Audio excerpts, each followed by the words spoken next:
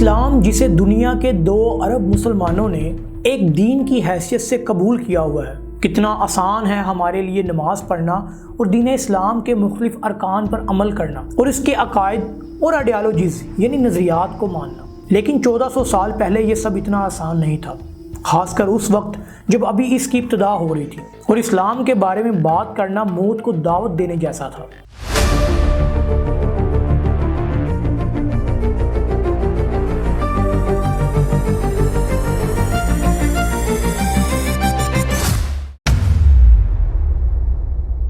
عرب جیسے معاشرے میں جہاں سینکڑوں سالوں سے لوگ ایک خاص نظام میں زندگی گزار رہے تھے، ایک ایسا نظام جس میں ظلم اور غلامی کا راج ہو، ایک خاص طبقہ جو پورے معاشرے کے وسائل اور اختیارات پر قبضہ کر کے بیٹھا ہو، امیر اور حکمران شخص اپنی منمانی اور مفاد کے مطابق کام کرتے تھے، چاہے اس کے لیے عام لوگوں کا کتنا بھی نقصان ہو، انہیں اس سے فرق نہیں پڑتا تھا۔ اور ایسے ہی مفاد پرست طبقے کے خلاف ایک شخص خدا کے حکم سے کھڑا ہوا، جسے آج دنیا حضرت محمد صلی اللہ علیہ وآلہ وسلم کے نام سے جانتی ہے، کیونکہ حضرت محمد صلی اللہ علیہ وآلہ وسلم خود اس حکمران ایلیٹ کلاس اور اسٹیبلشمنٹ خاندان سے تعلق رکھتے تھے، اس لیے آپ صلی اللہ علیہ وآلہ وسلم نے دین اسلام کی ابتدا بھی یہیں سے کی۔ یہ بہت ہی ابتدائی اور سادہ قسم کی اسلام کی دعوت تھی، نہ ہی کوئی نماز، روزہ یا زکوٰۃ وغیرہ تب تک فرض ہوئے تھے، اور نہ ہی یہ کوئی ایسی دعوت تھی جس میں شراب، جوا یا سود وغیرہ سے دور رہنے کی بات کی جا رہی تھی۔ یہ دعوت تو صرف 3 عقائد کو قبول کرنے کے حوالے سے تھی، صرف ایک خدا کو ماننا، محمد صلی اللہ علیہ وآلہ وسلم کو رسول اور نبی تسلیم کرنا، اور آخرت یعنی قیامت کے دن پر ایمان لانا۔ اور جب نبی کریم حضرت محمد صلی اللہ علیہ وآلہ وسلم نے یہ دعوت قبیلہ قریش کو دی تو انہوں نے اس دعوت کو قبول نہیں کیا۔ اس کے پیچھے صرف یہ وجہ نہیں تھی کہ وہ اللہ کو ایک خدا ماننا ہی نہیں چاہتے تھے، بلکہ معاشی، سیاسی اور معاشرتی وجوہات بھی تھی جس کی وجہ سے وہ اسلام قبول نہیں کرنا چاہتے تھے۔ جیسا کہ انہیں ڈر تھا کہ یہ جو ہم نے کعبہ میں 360 بت رکھے ہوئے ہیں اور کعبہ کا پورا کنٹرول قریش کے پاس بھی ہے، جبکہ یہ 360 بت پورے عرب کے قبیلوں کے بت تھے، اور وہ قبیلے اس وجہ سے ہر سال کعبہ کو دیکھنے آتے اور نظر و نیاز چڑھاتے۔ قریش قبیلہ ان کی نظر میں ایک عزت دار اور مذہبی قبیلہ سمجھا جاتا تھا، کیونکہ وہ ان کے بتوں اور دیوی دیوتاؤں کی خدمت اور حفاظت کرتا تھا،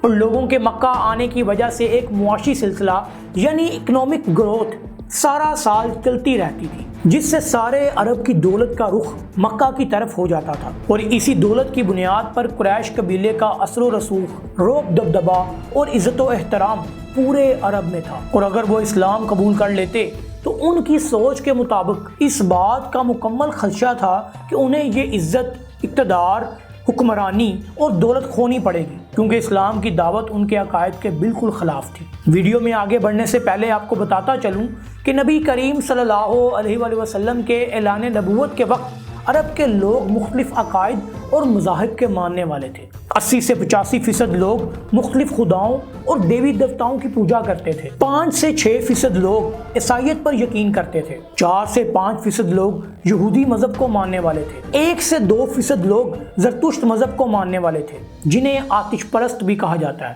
اور 1 سے 2% مزید باقی بچ جانے والے لوگ حنفی مذہب کو ماننے والے تھے، جو کہ ایک خدا پر یقین رکھتے تھے اور حضرت ابراہیم علیہ السلام سے منسوب رسومات ادا کرتے تھے۔ مکہ اور مدینہ میں ان کا ایک چھوٹا گروپ ایک لمبے عرصے سے رہتا آ رہا تھا، اور جب نبی کریم حضرت محمد صلی اللہ علیہ وآلہ وسلم نے دین اسلام کی دعوت دی تو اسے ایک خاص منصوبہ بندی کے ساتھ آگے بڑھایا، جنہیں ہم 3 حصوں میں تقسیم کرتے ہیں۔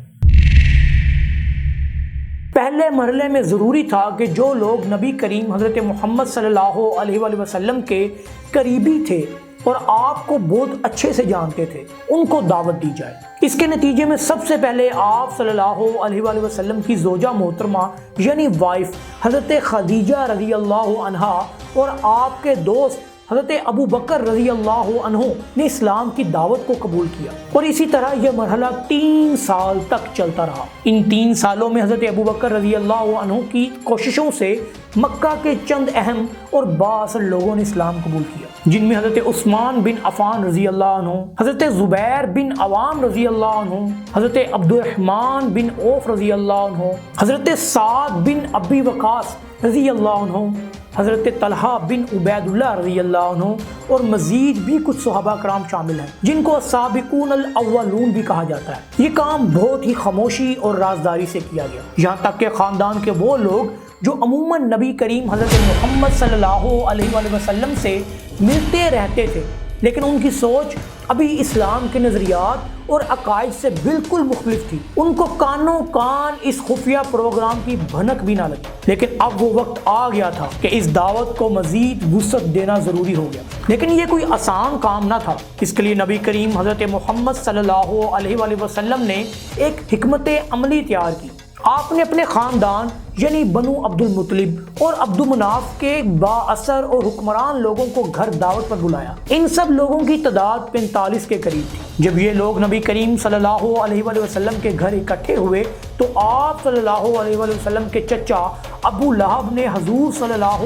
علیہ وآلہ وسلم کو گفتگو کرنے کا موقع ہی فراہم نہیں کیا۔ اسی طرح کچھ دن بعد نبی کریم صلی اللہ علیہ وآلہ وسلم نے دوبارہ انہی لوگوں کو گھر بلایا اور انہیں اسلام کی دعوت دی۔ ابو لہب کو چھوڑ کر باقی لوگوں نے آپ صلی اللہ علیہ وآلہ وسلم کی دعوت کا مقبول جواب دیا، لیکن ابو لہب نے کافی بدتمیزی کی اور حضور صلی اللہ علیہ وآلہ وسلم کو باقی قبیلوں سے ڈرانے دھمکانے لگا۔ اس موقع پر آپ صلی اللہ علیہ وآلہ وسلم کی پھپھی حضرت صفیہ رضی اللہ عنہا اور آپ صلی اللہ علیہ وآلہ وسلم کے چچا ابو طالب نے آپ کو حوصلہ دیا اور فرمایا، خدا کی قسم جب تک ہمارے جسم میں جان ہے ہم آپ کی حفاظت اور دفاع کریں گے۔ ان دعوتوں سے کوئی خاص نتیجہ تو نہ نکلا، لیکن اسلام کی دعوت جو پہلے ایک راز تھی اب کھل کر سارے خاندان کے سامنے آ چکی تھی، اور یہیں پر نبی کریم صلی اللہ علیہ وآلہ وسلم کی دعوت کا دوسرا مرحلہ ختم ہو جاتا ہے۔ پہلے مرحلے میں آپ صلی اللہ علیہ وآلہ وسلم نے صرف قریبی لوگوں کو دعوت دی، دوسرے مرحلے میں اپنے خاندان کے لوگوں کو دعوت دی، جبکہ اب تیسرے مرحلے میں آپ صلی اللہ علیہ وآلہ وسلم مکہ کے تمام باشندوں اور عام لوگوں کو دعوت دیتے ہیں۔ عرب میں رواج تھا کہ اگر کسی نے کوئی اہم اور ضروری بات عام لوگوں کو بتانی ہوتی تھی تو وہ پہاڑی پر چڑھ کر تمام لوگوں کو اپنی طرف اونچی آواز میں بلاتا تھا۔ نبی کریم صلی اللہ علیہ وآلہ وسلم بھی اللہ کے حکم سے صفا پہاڑی پر چڑھے اور ارد گرد کے سارے قبیلوں اور لوگوں کو مخاطب کیا اور فرمایا، لوگو اگر میں تمہیں کہوں کہ پہاڑ کی دوسری جانب سے ایک لشکر تم لوگوں پر حملہ کرنے کے لیے بڑھتا چلا آ رہا ہے تو کیا تم میری بات پر یقین کر لو گے؟ سب نے جواب دیا، کیوں نہیں، ہم آپ کی بات ضرور تسلیم کریں گے، کیونکہ ہم نے آپ کی زبان سے کبھی بھی کوئی ایسی بات نہیں سنی جو غلط ہو۔ تو آپ صلی اللہ علیہ وآلہ وسلم نے فرمایا، بالکل اسی طرح جیسے میں پہاڑ کے پیچھے دیکھ سکتا ہوں اور تمہیں دشمن کے بارے میں آگاہ کر سکتا ہوں، اسی طرح تمہیں آخرت کے اس عذاب کی خبر دے رہا ہوں جسے تم لوگ نظر انداز کر رہے ہو، لیکن وہ آ کر ہی رہے گا۔ میں تم لوگوں کو عذاب سے بچا نہیں سکتا، کیونکہ میں تو صرف خبردار کرنے آیا ہوں، اور کوئی شک نہیں کہ میں اللہ کا رسول اور نبی ہوں۔ نبی کریم صلی اللہ علیہ وآلہ وسلم کے اس طریقہ کار کا رشتہ داروں اور محلے داروں پر کوئی اثر نہیں ہوا، بلکہ وہ الٹا آپ کو تانے دینے اور دھمکی دینے پر اتر آئے۔ آپ صلی اللہ علیہ وآلہ وسلم کا بھی معمول بن چکا تھا کہ جہاں کہیں کسی میلے، پروگرام یا تہوار پر موقع ملتا، آپ صلی اللہ علیہ وآلہ وسلم دین اسلام کی دعوت ضرور دیتے، یہاں تک کہ آپ صلی اللہ علیہ وآلہ وسلم کی دعوت سے قریش مکہ کو اپنا اقتدار، مال و دولت اور حکمرانی خطرے میں ڈوبتی ہوئی نظر آئی۔ تو قریش مکہ نے مل کر آپ صلی اللہ علیہ وآلہ وسلم کے چچا ابو طالب، جنہوں نے آپ صلی اللہ علیہ وآلہ وسلم کو بچپن سے ہی بڑے ناز اور پیار سے پالا تھا، سب مل کر ان کے پاس گئے اور کہنے لگے، اے ابو طالب، آپ کا بھتیجا ہمارے خداؤں کو برا بھلا کہتا ہے، یا تو اسے روک لیں یا درمیان سے ہٹ جائے، ہم خود اسے روک لیں گے۔ ابو طالب نے ان کو بڑی نرمی سے جواب دیا اور بہت خوبصورتی سے انہیں وقتی ٹال مٹول کر کے واپس بھیجا، لیکن قریش مکہ کا انداز گفتگو صاف صاف بتا رہا تھا کہ وہ معاملے کو سدھارنے نہیں بلکہ دھمکی دینے آئے تھے۔ ابو طالب نے حضرت محمد صلی اللہ علیہ وآلہ وسلم کو پیغام بھجوا کر اپنے پاس بلایا اور قریش مکہ کی ساری گفتگو جو دھمکی پر مبنی تھی اس سے آگاہ کیا، اور ساتھ میں یہ بھی کہا کہ اے میرے بھتیجے، مجھ پر بھی رحم کر اور خود پر بھی رحم کر، مجھ پر کوئی ایسا بوجھ نہ ڈالو جس کو اٹھانے کی مجھ میں ہمت نہیں، نبی کریم صلی اللہ علیہ وآلہ وسلم نے چچا کی ساری بات سن کر اطمینان اور سکون سے جواب دیا، اے میرے چچا، اگر وہ میرے دائیں ہاتھ پر سورج اور بائیں ہاتھ پر چاند بھی رکھ دیں اور یہ توقع کریں کہ میں دعوت حق سے باز آ جاؤں گا تو یہ ناممکن ہے۔ یا تو اللہ تعالیٰ اس دین کو طاقت اور جیت عطا کرے گا یا میں اس کے لیے اپنی جان دے دوں گا۔ اتنی بات فرما کر آپ صلی اللہ علیہ وآلہ وسلم وہاں سے چل دیے تو چچا نے آواز دے کر واپس بلایا اور کہا، اے میرے بھتیجے، آپ کا جو جی چاہے کہیے، خدا کی قسم میں آپ کو کبھی بھی کسی بھی قیمت پر کفار کے حوالے نہیں کروں گا۔